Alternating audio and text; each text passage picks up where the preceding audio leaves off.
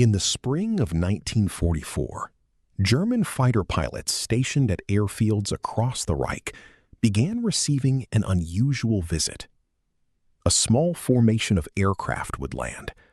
Not Messerschmitts, not Focke-Wulfs. The aircraft taxiing onto the apron carried German crosses on their wings and fuselages. But underneath the fresh gray-green paint, the silhouettes were unmistakable to anyone who had spent the war dodging them in combat.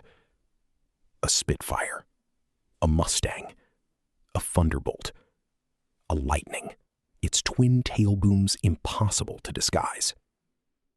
The German pilots watching this formation land were not looking at a captured trophy being paraded for propaganda.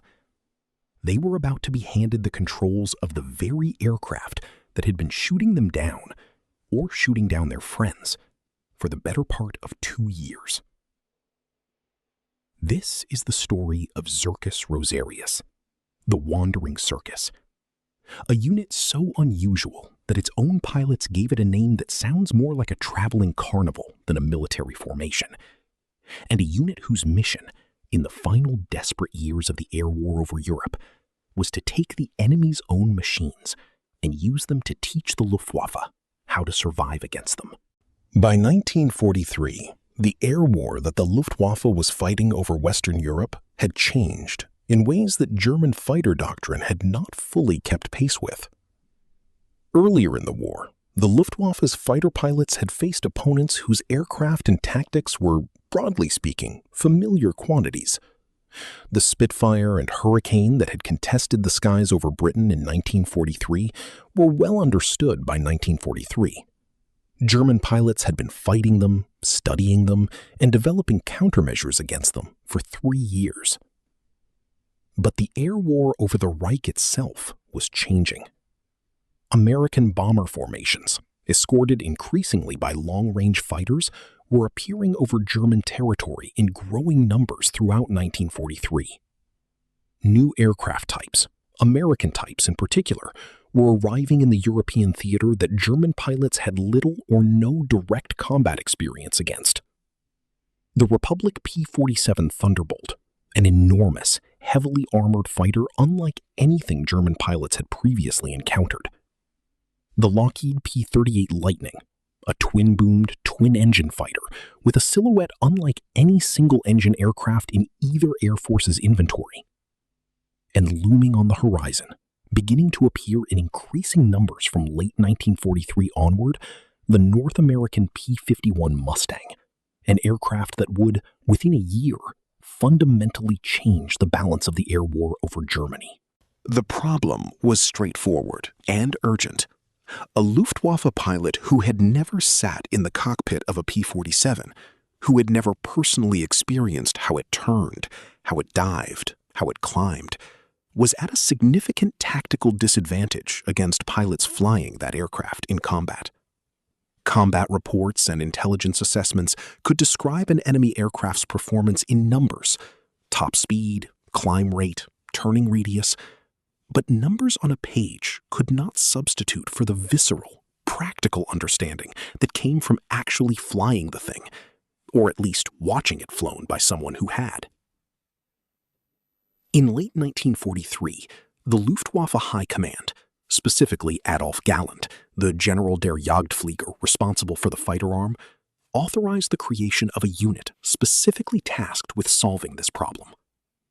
The man chosen to lead this unit was Hauptmann Theodor Rosarius, known to his colleagues, in the slightly irreverent style common among test pilots of any air force, simply as Ted.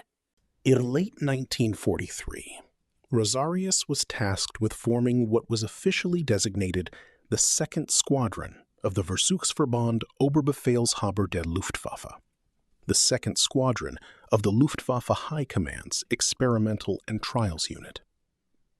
The unit was established at Oranienburg, under the broader authority of Adolf Galland's fighter arm command structure, with a mission that was deceptively simple to state and enormously demanding to execute. Collect captured Allied aircraft, evaluate them thoroughly, and then take them on tour.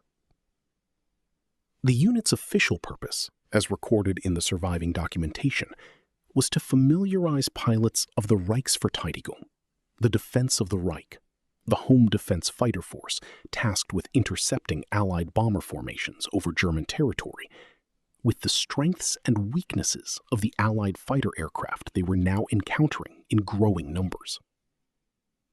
But it was the unit's informal name that captured the popular imagination, both at the time and in the decades of aviation history scholarship that followed: the Zirkus Rosarius.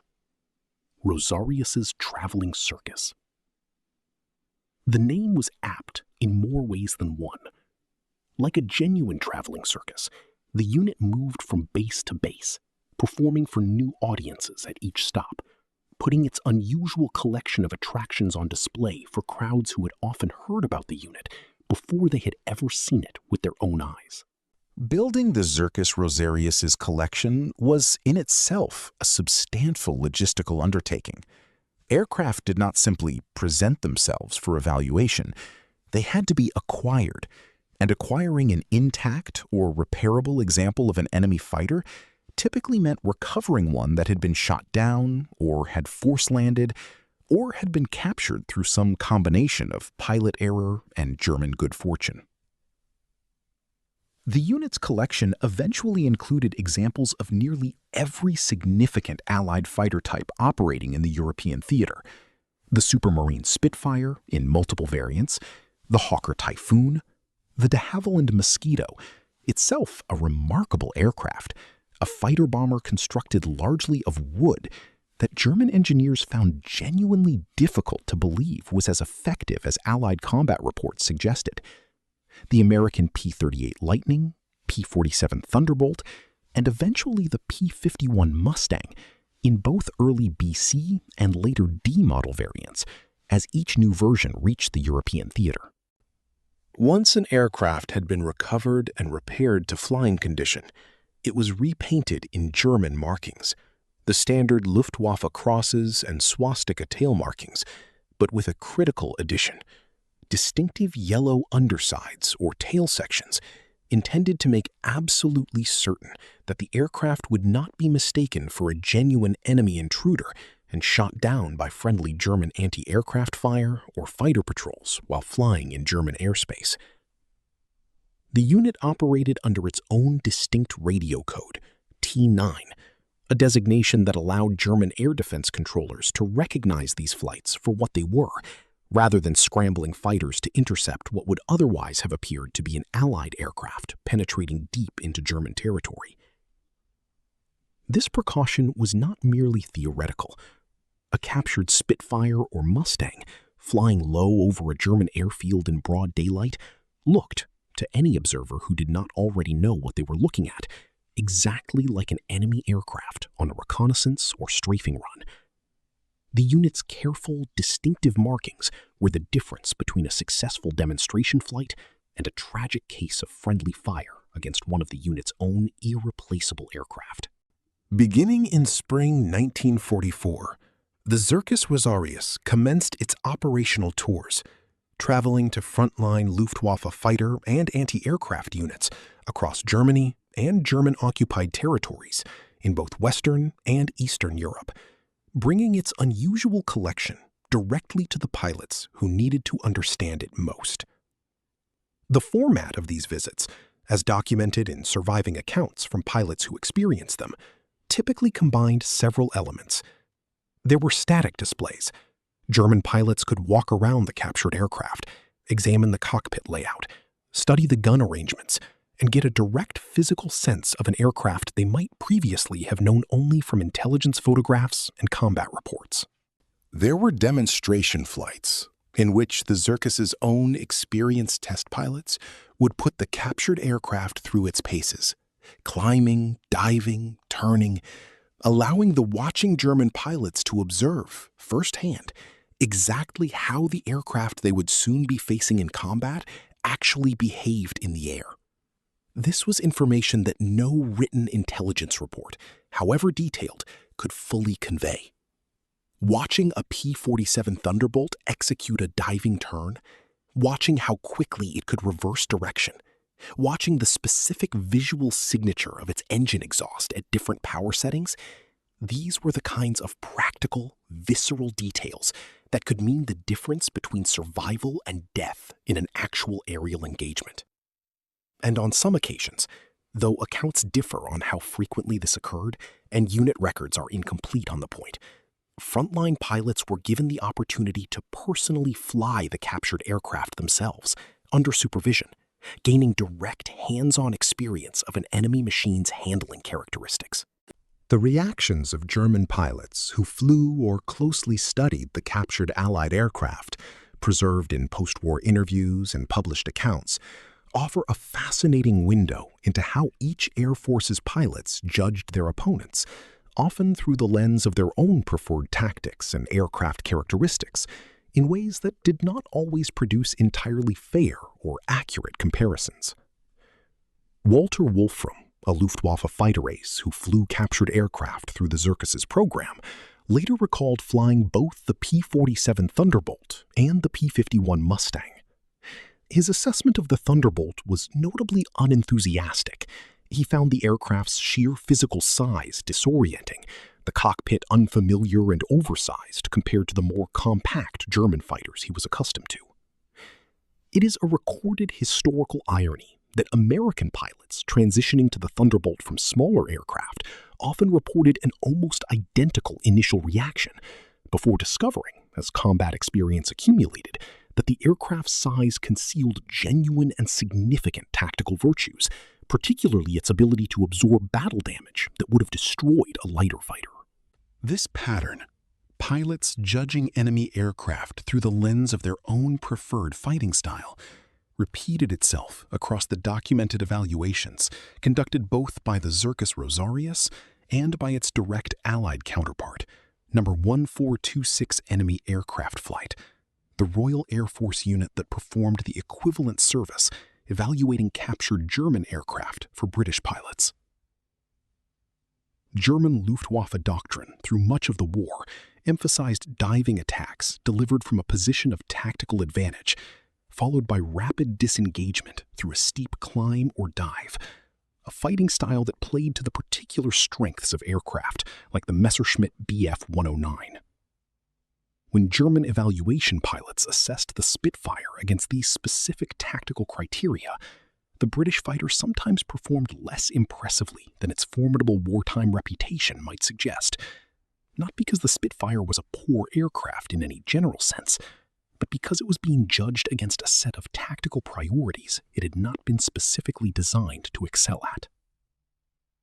The British evaluators, conducting parallel tests on captured Messerschmitts, reached comparably skewed conclusions in the opposite direction, finding the Bf 109 pleasant to fly at moderate speeds, but judging its overall qualities inferior to the Spitfire and Hurricane across the board, an assessment that reflected RAF pilots' own preference for sustained turning engagements over the diving hit-and-run tactics the German fighter was built around. Among the aircraft that generated the most genuine fascination, and, in places, genuine professional disbelief among the German pilots and engineers who encountered it through the Circus's program, was the de Havilland Mosquito. The Mosquito presented a genuine puzzle to German aviation engineering culture, which had built its wartime aircraft industry overwhelmingly around metal airframe construction. The Mosquito, by contrast, was constructed largely from wood. Plywood and balsa composite panels bonded with adhesives, a construction technique that allowed Britain to build the aircraft using furniture-making and woodworking expertise, and supply chains that did not compete with the metal and aluminum demands of conventional military aircraft production. For German engineers, accustomed to evaluating enemy aircraft in terms of their metal stress-bearing structures, the Mosquito's performance, it was fast, maneuverable, and capable of operating effectively as both a fighter and a light bomber, appeared difficult to reconcile with what their professional training told them a wooden aircraft should be capable of. The aircraft's nickname among Allied aircrew, the Wooden Wonder, captured precisely the sense of an engineering achievement that seemed to defy conventional assumptions about what materials were necessary to build a genuinely effective, high-performance combat aircraft. The Zirkus Rosarius's evaluation and demonstration of captured Mosquitoes gave German pilots and engineers direct exposure to this puzzle, an opportunity to examine firsthand an aircraft that performed in ways their professional assumptions told them it should not have been able to.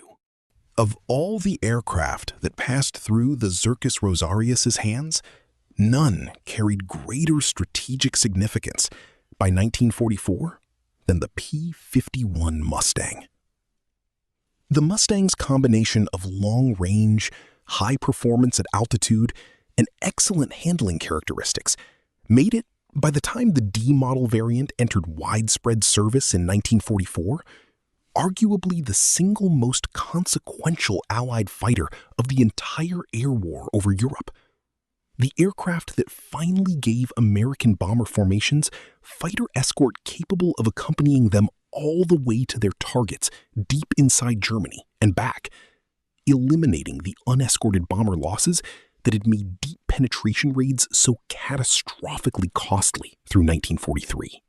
German pilots who encountered captured Mustangs through the Circus's program were confronting, directly and personally, the aircraft that more than any other single type was eroding the Luftwaffe's ability to defend German airspace. Understanding its handling characteristics, its strengths at altitude, its turning performance relative to the Bf-109 and FW-190, this was not an abstract intelligence exercise. It was direct preparation for the specific tactical problem that was, by 1944, killing more German fighter pilots than any other single factor in the air war. The accounts of German pilots who flew the captured Mustang describe an aircraft that, even accounting for the tactical biases that colored all of these cross-evaluations, commanded a particular kind of professional respect, the recognition among pilots whose own lives depended on understanding exactly what they were up against, that this was an exceptionally capable and dangerous opponent. For all its ingenuity, the Zirkus Rosarius's program operated within constraints that no amount of organizational cleverness could fully overcome. By the time the unit reached its peak operational tempo in 1944, the broader strategic situation facing the Luftwaffe was deteriorating in ways that made even the most thorough familiarization with enemy aircraft of limited practical value. Fuel shortages, increasingly severe through 1944 as Allied bombing campaigns specifically targeted German synthetic fuel production, meant that newly trained German pilots, even those who had benefited from the Zirkus's demonstrations, often received drastically reduced flight training hours compared to their counterparts earlier in the war, and sometimes drastically reduced compared to the increasingly well-trained Allied pilots they were now facing. The fundamental problem the Zirkus Rosarius had been created to address, German pilots' unfamiliarity with rapidly evolving Allied aircraft types, was real, and the unit's response to it was genuinely innovative.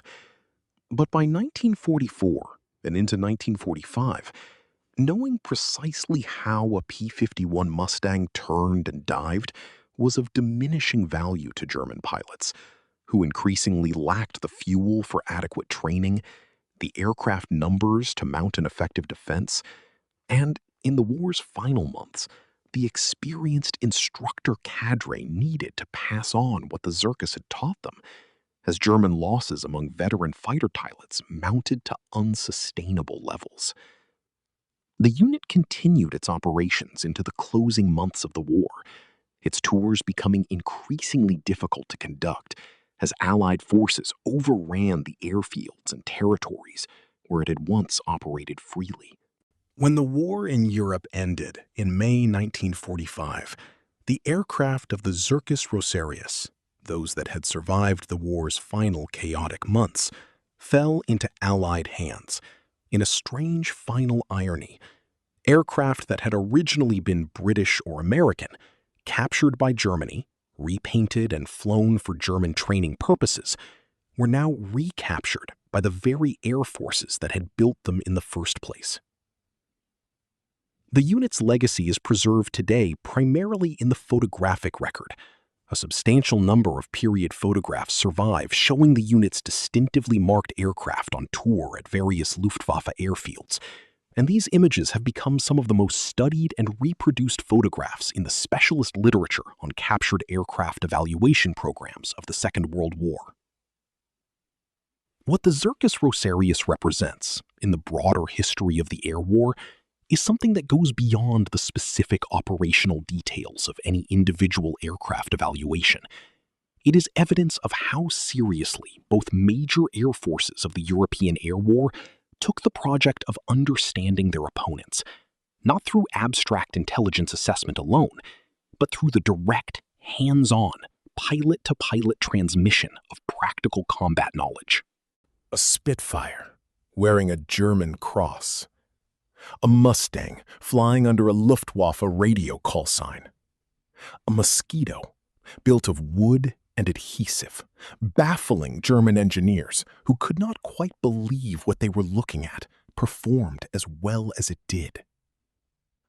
These were not symbols of victory or defeat. They were tools, practical, urgently needed tools, in an air war where the gap between knowing your enemy's aircraft on paper and understanding it in the air could mean the difference between a pilot coming home and a pilot not coming home at all. The wandering circus toured German airfields for barely more than a year before the war that had created the need for it came to an end. But for the pilots who walked around those captured cockpits, who watched those familiar enemy silhouettes climb and dive under unfamiliar German crosses, the lessons it offered were, for however brief a window, exactly what they needed to survive one more mission against an enemy they finally understood from the inside.